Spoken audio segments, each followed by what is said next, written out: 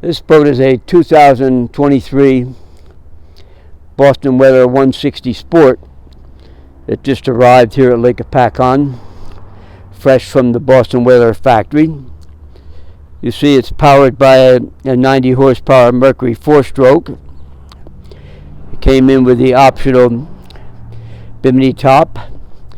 A bimini top's on stainless steel rails, and when it's erected to provide shade, it provides plenty of room to stand up below the top.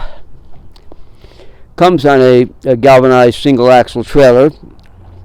This one we got the trailer with a spare tire and wheel. It's a galvanized wheel also. You see it has the stainless steel ladder, and it has the 2 portable fuel tanks,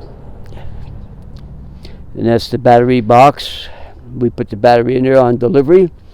Nice stainless steel steering wheel, tachometer, windscreen, and like every Boston Weather, it's all stainless steel hardware. Bow rails. This boat is at MarineMax on Lake Hopatcong. We'd be happy to show it to you live.